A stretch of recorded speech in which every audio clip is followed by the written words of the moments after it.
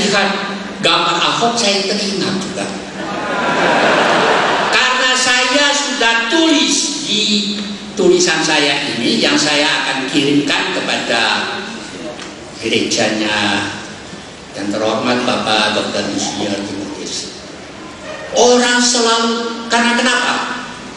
Tidak ada, ini bukan sombong atau omong besar.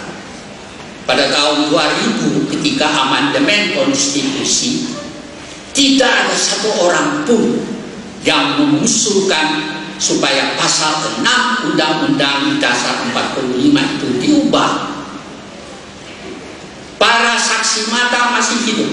Saudara Sabang Sirait, saudara Yakub Tobing, dan orang yang menentang saya yang berteriak, "Sakit tapi cabut pernyataan itu."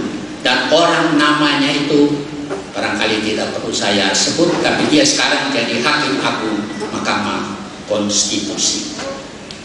Pada waktu itu saya usul agar pasal 6 Undang-Undang Dasar sementara, bukan, pasal 6 Undang-Undang Dasar 1945 dihapus kata aslinya. Saya usul kata asli itu dihapus. Saya tidak tahu kemudian dokumennya itu bagaimana, tapi sebetulnya tidak ada satu orang kecuali saya yang mengusul kata asli dicabut. Kalau Anda mau tahu, saya bisa katakan orang itu namanya Patria Halis Akbar, Hakim Mahkamah Konstitusi. Jadi sekarang tidak ada lagi asli, hanya Presiden Republik Indonesia ialah warga negara Indonesia.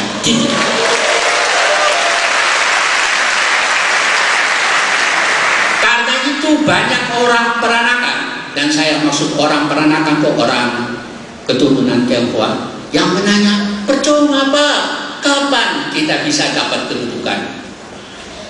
Saya bilang, oh ya, Anda pernah baca Alkitab apa enggak? Dalam Pengkhotbah 3 itu dikatakan ayat 1, semua itu ada waktunya. Saya mengenal Pak Timotius masih muda, masih gagah, sekarang juga tetap gagah. Saya bilang dalam Pengkhotbah 3 ayat 1 itu semua itu ada waktunya. Jadi kalau sekarang Pak Ahok sudah jadi wakil gubernur, dan mudah-mudahan kalau nanti jadi gubernur, maka firman Tuhan itu telah digenapi. Dan pesan saya yang terakhir ini kepada para hamba Tuhan, berkali-kali saya baca semua buku yang bisa saya temukan, bahasa Belanda, bahasa Inggris, bahasa Indonesia, kecuali bahasa Arab. Selalu dikatakan Matius 28 ayat 16 sampai 20 itu adalah perintah pergi memberitahu firman Allah. Lama sekali saudara-saudara saya berumur, karena itu terpaksa setelah pensiun saya masuk STT selama 4 tahun untuk bisa tidak ditipu oleh pelayan-pelayan firman yang manipulasi.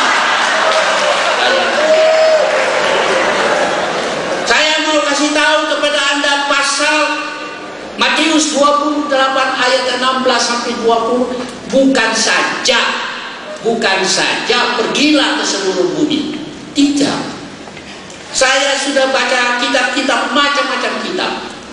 Kalau Anda baca dengan kacamata apologetika, maka di situ dikatakan segala kuasa telah diberikan kepada Kristus Yesus, baik di langit maupun di bumi. Saya anggap itu adalah proklamasi kekuasaan. Tidak ada satu agama manapun. Ini bukan fitnah, bukan pelecehan, bukan apa-apa. Ini fakta. Tidak ada satu agama pun di muka bumi ini yang mengatakan secara tertulis bahwa segala kuasa di langit dan di bumi diberikan